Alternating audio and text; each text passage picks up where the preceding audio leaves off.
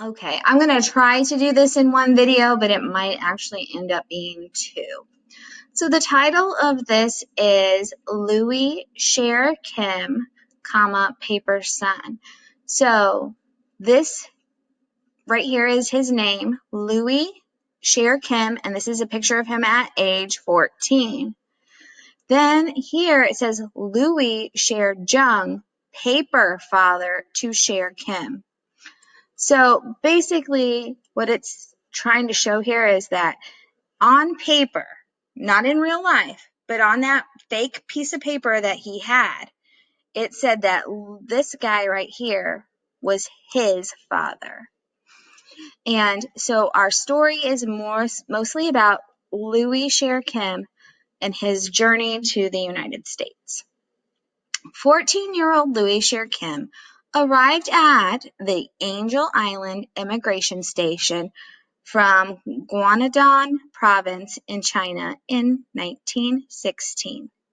He had traveled alone on a journey that took nearly a month to cross the Pacific Ocean. So 1 month, he's all by himself coming to the United States. No one that he knows. He had little schooling, no job skills, no place to live, and he did not speak any English, which I'm guessing probably a lot of you guys can understand how he feels with not understanding English, if you think back to when you were very young. Yet, his family pinned all their hopes on him to become a success in America.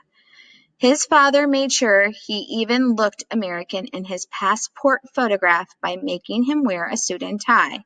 So this is his passport photograph, and his real dad, who's in China, who was sending him to the United States to pretend to be the son of this guy. He put him in a suit and tie, hoping that he looks more American. So the immigration does not give him such a hard time. But Louie Share Kim really had two fathers, or so it seemed. The Chinese Exclusion Act, in effect from 1882 to 1943, stopped all Chinese laborers from entering the United States. Okay, so that goes back to our first thing. So anybody who was Chinese just looking for work was not allowed to come to the United States. Only diplomats, which are like government people, fancy people, merchants, people who sell things, students, teachers, visitors, which is kind of confusing because how do you know? So I guess maybe like your grandma lives here and you're visiting her.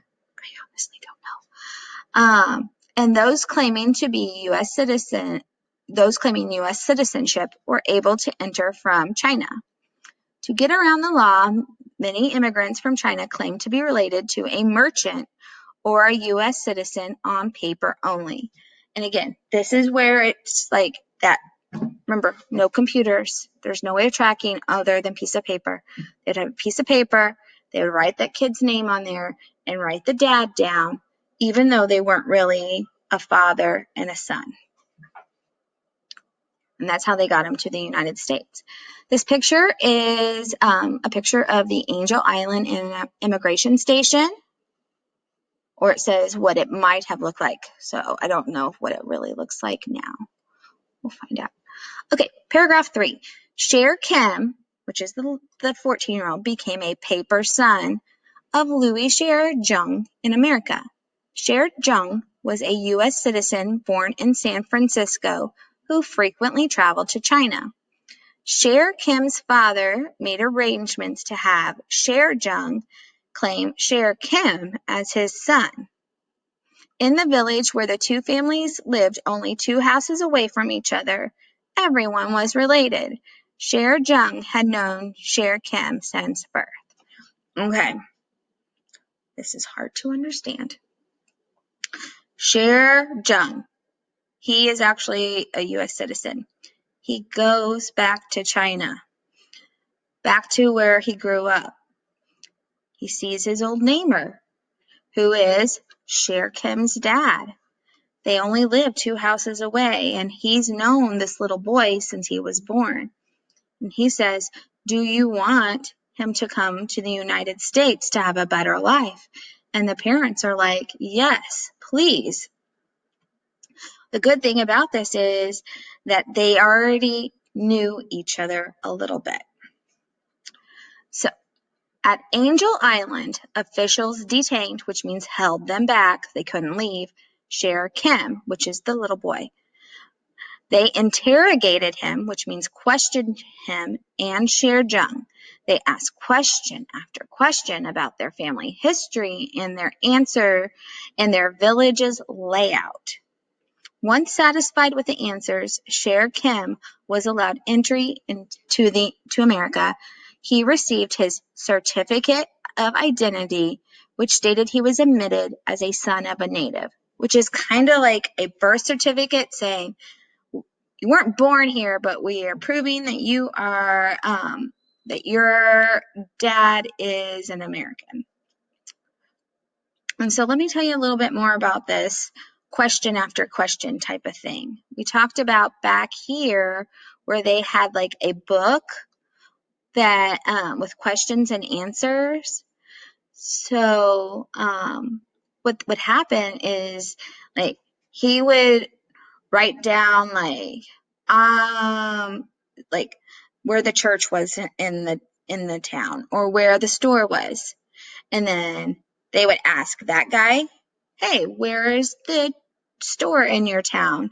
And he had to be able to say like it was off this street and this street. Then they would ask the boy, where was your store located? And if his answer didn't match the other guy's answer, bad news. That was a red flag saying this guy might be cheating. They would ask him all types of things like, what is the color of your house? Maybe one said red, one said blue.